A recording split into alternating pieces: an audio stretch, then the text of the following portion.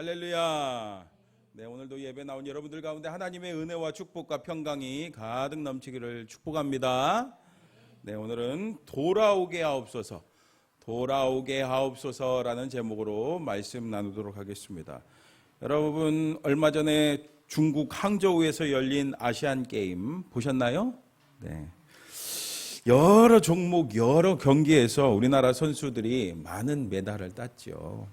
근데 그 중에 참 안타깝고 아쉬운 경기가 하나 있었습니다. 바로 롤러스케이트 남자 3000m 계주 결승전에서 벌어진 일이에요.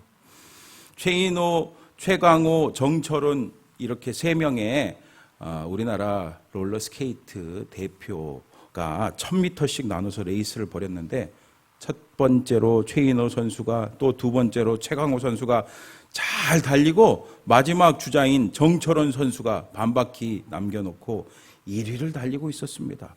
열심히 달려서 이제 결승선이 10m 정도밖에 남지 않았어요.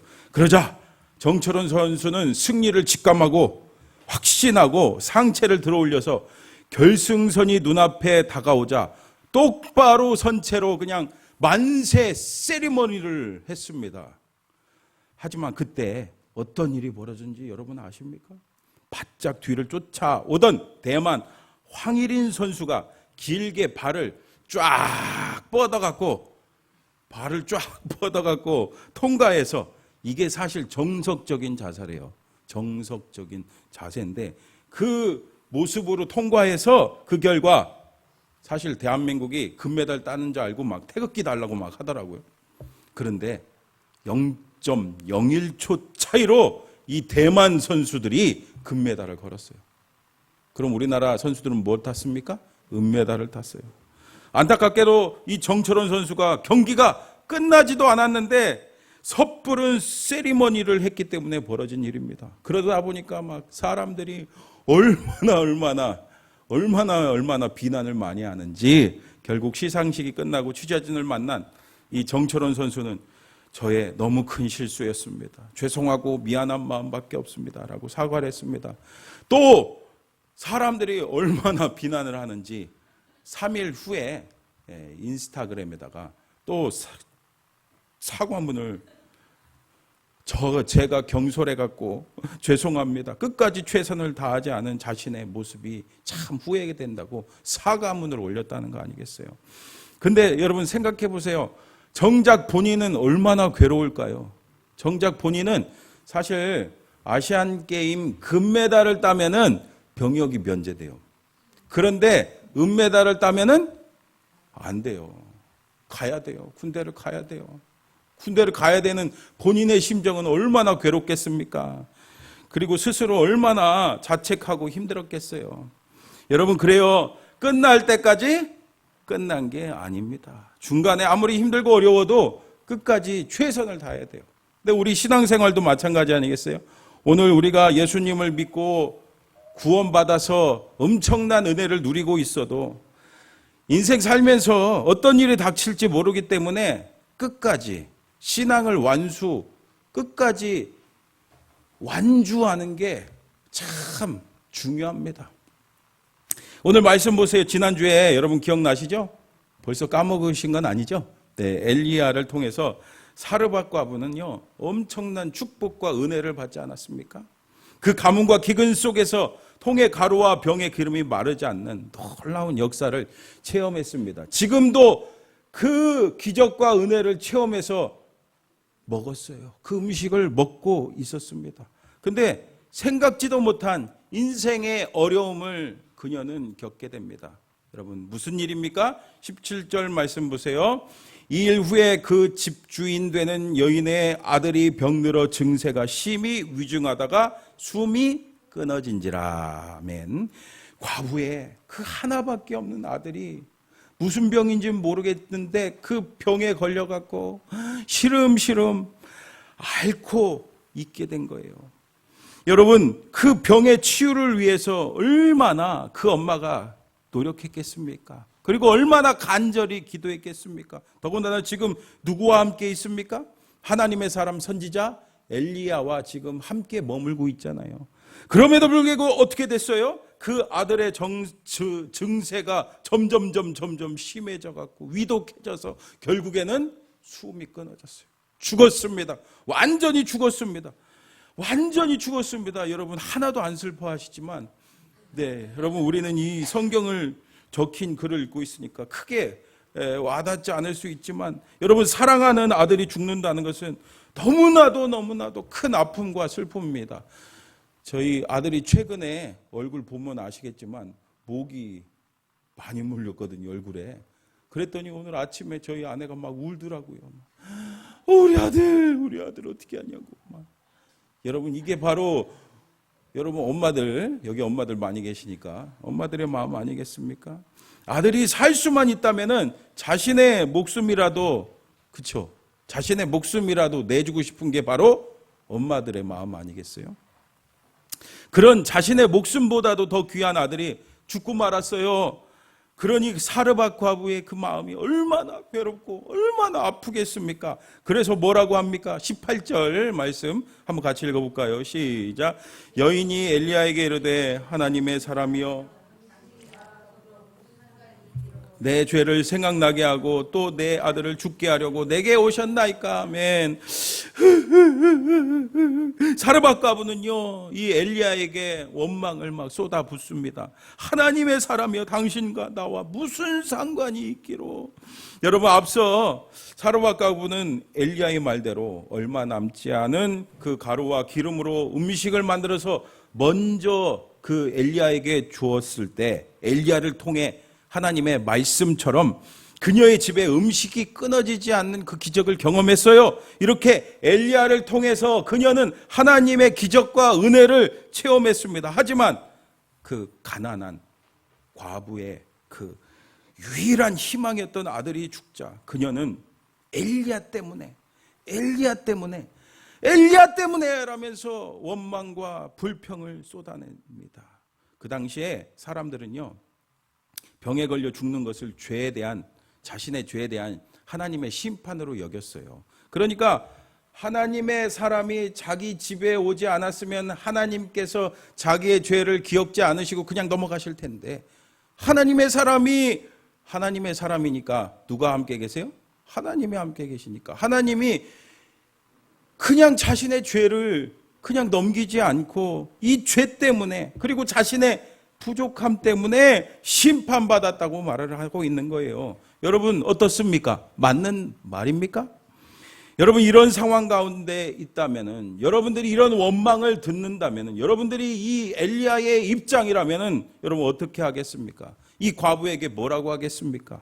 앞서 사르밧 과부가 더군다나 엘리야에게 뭐라고 했습니까? 열왕기상 17장 12절 말씀 보니까 그가 이르되 당신의 하나님 여호께서 살아계심을 두고 맹세하노니 나는 떡이 없고 다만 통에 가루 한 움큼과 병에 기름 조금뿐이라 내가 나무가지 둘을 주어다가 나와 내 아들을 위하여 음식을 만들어 먹고 그 후에는 어떻게 한다고요? 죽으리라. 그러니까 마지막 남은 재료를 가지고 음식을 만들어서 죽을 거라고 했는데 사실 이렇게 그녀와 그녀의 아들은 죽을 운명이었죠. 하지만 그것을 바꿔준 사람이 있습니다. 여러분 누구죠? 엘리야잖아요. 완전 이런 속담 있죠? 물에 빠진 사람 건져주니 뭘 달라고 한다고요? 보따리 내놓으라고 한다. 이 속담이 딱 맞는 말입니다. 그러니 우리 같으면은 아니 지금 이게 무슨 말입니까? 내가 다 당신과 당신 아들을 살려줬는데 하면서 막 역정을 낼지 모르겠습니다. 하지만 오늘 말씀에 엘리야 어떻게 합니까? 19절 말씀 같이 읽어볼까요? 시작. 엘리야가 그에게 그의 아들을 달라 하여 그를 그 여인의 품에서 받아 안고 자기가 거처하는 다락에 올라가서 자기 침상에 누이고. 아멘. 이러한 상황에 얼마든지 엘리야는 역정을 내거나 그리고 자신을 변호하고 하나님을 변호할 수 있을 텐데 그런 변명하지 않습니다. 아무런 어떠한 말도 하지 않습니다. 단지 엘리야는 사르밧 과부에게 아들을 달라고 해서 품에 안아서 다락으로 자신이 거처하고 있는 다락으로 올라가서 침상에 누웠습니다. 왜 그렇게 했을까요? 20절 나오죠. 같이 읽어볼까요? 시작. 여호와께 부르짖어 이르되 내 하나님 여호와여, 주께서 또 내가 우거하는 집 과부에게 재앙을 내리사 그 아들이 죽게 하셨나이까 하고. 아멘. 여러분, 그래요. 사람한테 아무리 말해도 소용이 없습니다. 모든 생명의 주인 되신 하나님 앞에 우리가 아랠 수가 있어야 됩니다. 원망 불평할 시간에 여러분 주님 앞에 나오시기를 축복합니다. 하나님께서는요, 오늘도 부르짖는 자 결코 외면치 않으십니다. 엘리야는 하나님께만 온전히 집중하기 위해서 다락방으로 간 거예요. 여러분, 우리도 살면서 원치 않는 상황, 절망적으로 보이는 때를 맞이할 때가 있습니다. 그때는 정말 우리 인간의 연약함을 아주 절실하게 깨닫는 그 순간이죠. 진짜 내 생각대로, 내 마음대로 될 것 같았는데 안 되는 순간이 찾아옵니다. 그럴 때 스스로 자책하다가 어떻게 합니까? 다른 사람을 원망하고 또 하나님을 원망하죠. 그렇다고 여러분, 우리 고통과 슬픔의 무게가 전혀 줄어들지 않습니다. 오히려 더 답답합니다. 여러분, 주변 사람들한테 화내고 원망하고 짜증내보세요. 오히려 더 자신만 답답할 뿐입니다. 그때 여러분 잊지 마시기 바랍니다. 우리는 인간의 모든 연약함과 아픔을 아시는 하나님 앞에 나와야 될 줄 믿습니다. 하지만 사실 진짜 힘들고 어려우면요, 말이 안 나와요. 주님 앞에 나와서 기도하는 거 쉽지가 않습니다. 그래도 나와야 됩니다. 그리고 사실 나오는 것이 계속 훈련이 돼야 돼요. 연습이 돼야 돼요. 그래야지 나올 수가 있는 거예요. 그리고 그냥 주님 앞에서 기도가 안 되면, 말이 안 되면은 그냥 눈물이라도 흘리세요. 그냥 머물러만 계셔요. 저도 새벽마다 여러분 기도하는데 어쩔 때는 진짜 여러 가지 문제 때문에 답답해서 기도가 안 될 때가 있어요. 그러면은 오늘은 기도하지 말아야지 하지 않습니다. 그래도 그냥 주님 앞에 머물러 있습니다. 머물러 있으려고 어떻게든 몸부림칩니다. 그러면요, 진짜 생각지도 못한 은혜를 하나님께서 주시는 거예요. 진짜 내가 생각지도 못한 하나님의 그 사인과 하나님의 뜻을 하나님께서 가르쳐 주십니다. 오늘 엘리야도 보세요. 그는 하나님의 사람, 선지자였지만 그 하나님의 뜻을 다 할 수 없었어요. 그래서 뭐라고 기도했습니까? 내 하나님 여호와여, 주께서 또 내가 우거하는 집 과부에게 재앙을 내리사 그 아들이 죽게 하셨나이까. 여러분, 여기서 기도가 무엇인지 알 수 있죠. 우리가 흔히 기도하면은요, 이것 주세요, 저것 주세요, 하나님께 뭔가 얻으려고 비는 것을 생각합니다. 물론 그것도 기도입니다. 그런데 이것은요, 어린아이 수준의 기도죠. 어린아이의 수준의 기도예요. 그러면 더욱더 성숙한 기도는 무엇입니까? 맞습니다. 내 뜻만을 막 구하는 것이 아니라 하나님 이거 주세요, 저거 주세요 하는 그 정도의 수준에서 머무는 것이 아니라 내 뜻을, 여러분 잘 들으시기 바랍니다. 내 뜻을 하나님의 뜻으로 바꾸는 기도입니다. 내 뜻을 하나님의 뜻으로 바꿔야 합니다. 그러므로 오늘 엘리야와 같이 하나님께 물어봐야 돼요. 물어봐야 돼요. 물어봐야 가르쳐 주는 거 아니겠어요? 그렇게 하나님의 뜻을 구해야 됩니다. 여러분 생각해 보세요. 내 생각으로, 내 마음으로, 내 뜻대로 기도하는 것은 얼마나 한계가 있습니까? 내 생각, 내 뜻, 한계가 있습니다. 그러나 우리 하나님의 생각, 하나님의 뜻은요, 한계가 있을까요? 없을까요? 한계가 없어요. 하나님의 뜻은요, 무궁무진합니다. 그러므로 하나님께 물으시기를 바랍니다. 하나님께 물으셔서 내 뜻이 하나님의 뜻으로, 내 생각이 하나님의 생각으로 바뀌는 은혜가 있기를 축복합니다. 그렇게 하나님의 뜻을 구하니까 엘리야의 기도가 어떻게 됩니까? 그 다음에 기도 내용을 한번 볼까요? 21절 같이 읽어볼까요? 시작. 그 아이 위에 몸을 3번 펴서 내 하나님 여호와여, 원하건대 이 아이의 혼으로 그의 몸에 돌아오게 하옵소서 하니 아멘. 앞서 이 창세기부터 오늘 본문 열왕기상 17장까지 말씀을 쭉 보면은요, 사람이 완전히 죽었다가 살아나는 그 기적, 그것을 기록한 성경은, 그 말씀은 여기가 최초예요. 우리가 기도해도 아까 말씀드렸다시피 한계가 있잖아요. 뭔가 우리가 경험해 본 거, 우리가 경험이 있어야 기도를 하고 또 상상을 할 수 있습니다. 그러나 엘리야는 죽었다 살아난 사람의 이야기를 들어본 적이 없어요. 그럼에도 불구하고 살려달라고, 살아나게 해달라고 지금 기도하고 있잖아요. 그 이유가 뭡니까? 바로 그는 하나님의 생각과 하나님의 뜻을 알았기 때문에, 하나님의 뜻을 구했기 때문에 이렇게 기도할 수 있었던 겁니다. 그래서 엘리야는 그 하나님을 신뢰하고 믿었기 때문에 그 아이 위에 몸을 몇 번이요? 3번이나 펴서 엎드리고 간절히 하나님께 기도한 겁니다. 여러분, 그런데 여기서 왜 3번이나 그렇게 몸을 펴서 아이에게 엎드렸을까요? 여러분, 3이라는 숫자는요, 하나님 숫자입니다. 하나님의 완전하심을 상징하는 수이기 때문에 3번 그렇게 엎드렸다 기도한 거예요. 그래서 오직 하나님의 완전한 능력에 의해서만 이 아이가 살아날 수 있다라는 이 엘리야의 믿음의 표현입니다. 나는 하나님을 의지합니다. 나는 하나님을 믿습니다. 하나님만이 할 수 있습니다 라는 이 엘리야의 믿음의 표현인 거죠. 여러분, 이렇게 하나님의 뜻을 깨닫고 하나님을 믿고 나갈 때 여러분, 하나님께서 어떻게 하십니까? 여러분, 22절 말씀 같이 읽어볼까요? 시작.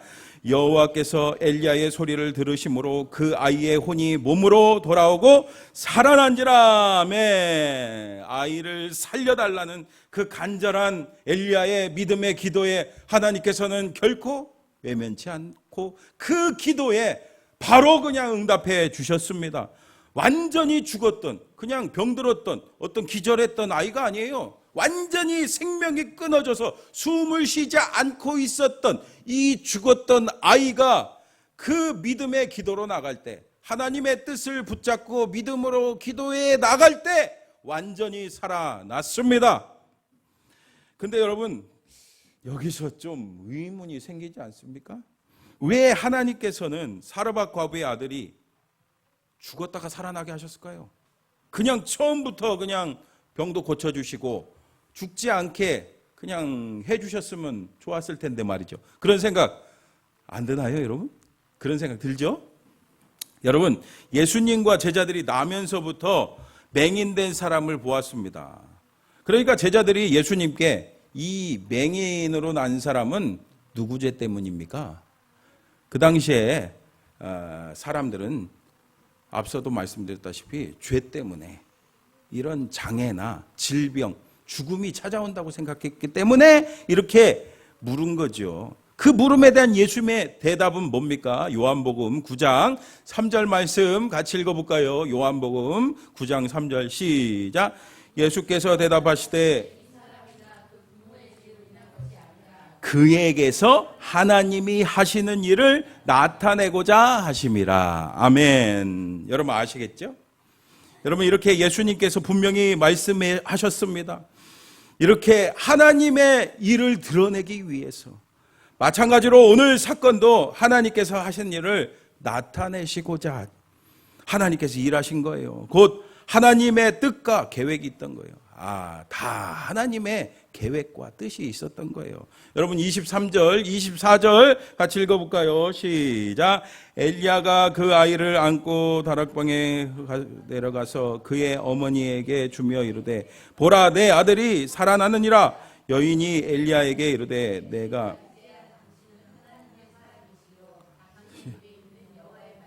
진실한 줄 아노라 하니라. 아멘. 사르밧 과부는 이미 하나님을 믿고 또 그 선지자 엘리야를 인정하고 있었어요. 하지만 그것은 물질적 축복에 따른 피상적 믿음에 불과했습니다. 마치 욥이 귀로 듣기만 한 그 하나님을 직접 체험했다는 그 고백처럼 말이죠. 그런데 이제 하나님께서 다시 살리신 자기 아들을 눈으로 직접 보고, 그러니까 하나님은 그냥 복 주시는 하나님으로만 알고 있었는데 하나님께서는 모든 생명의 창조주시고 모든 생명의 주인이라는 것을 분명하게 믿게 되었다는 거예요.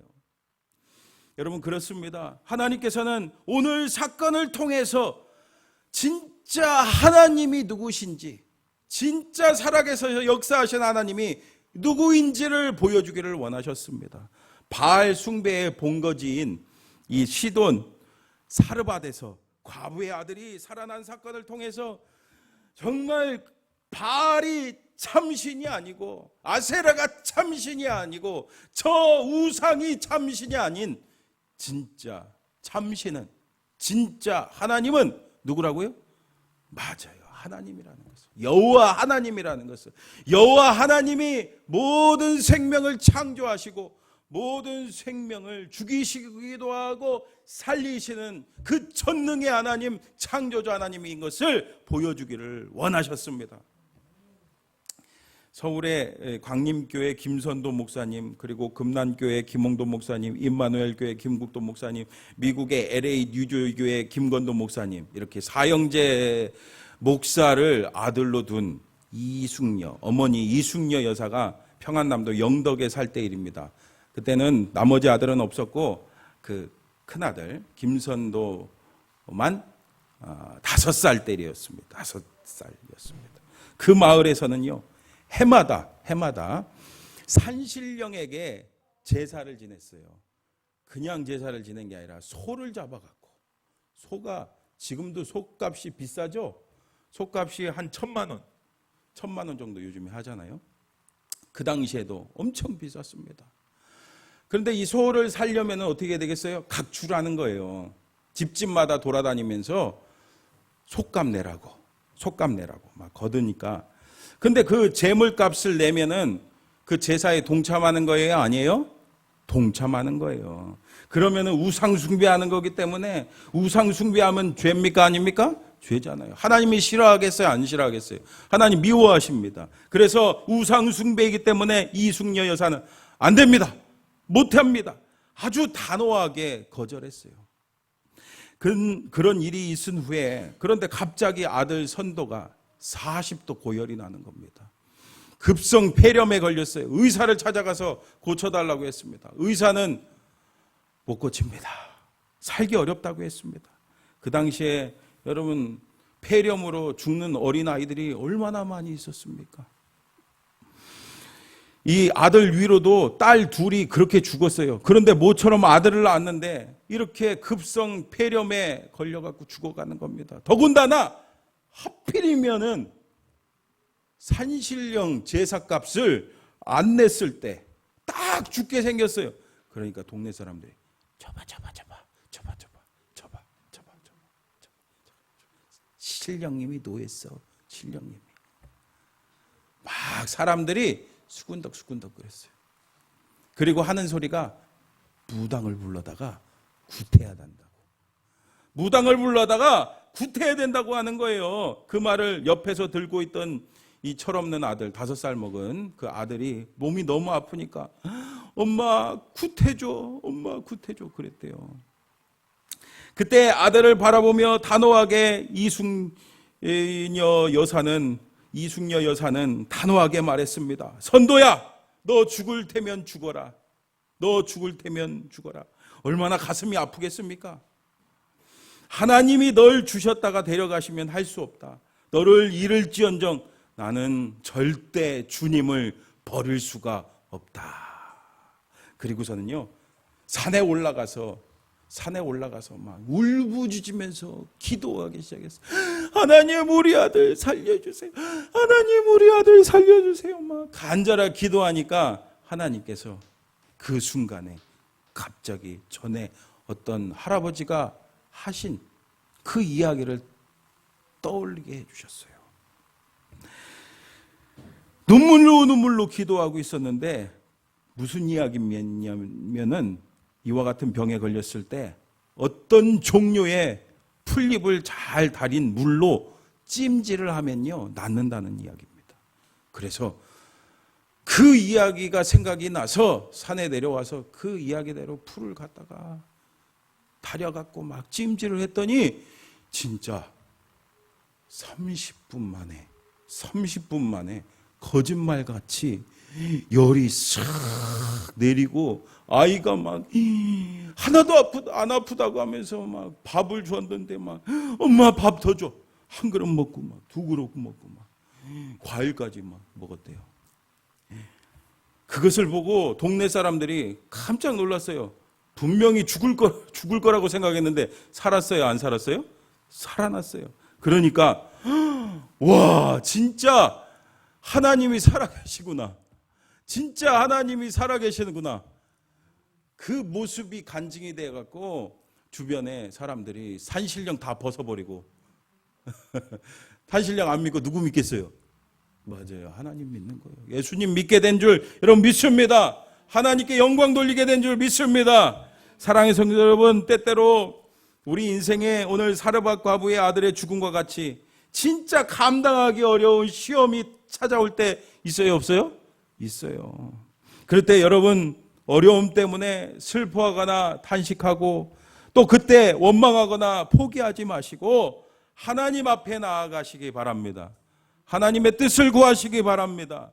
그러면은 하나님께서는 우리 인생의 슬픔을 오히려 기쁨으로 바꿔주시고 하나님의 영광을 드러내게 해주실 줄 믿습니다. 그러므로 늘 하나님 앞에 나아가는 연습을 많이 하세요. 진짜 어려움 닥치면요 연습이 안 돼 있고 훈련이 안 돼 있으면요 나오기 힘들어요. 늘 하나님 앞에 나와 하나님의 뜻을 구하는 저와 여러분 다 되시기를 축복합니다. 그래서 정말 오늘의 기적이 여러분들이 기적이 되시기를, 오늘 하나님의 영광이 정말 여러분들을 통해서 드러나기를 주님의 이름으로 축복합니다. 오늘 들은 말씀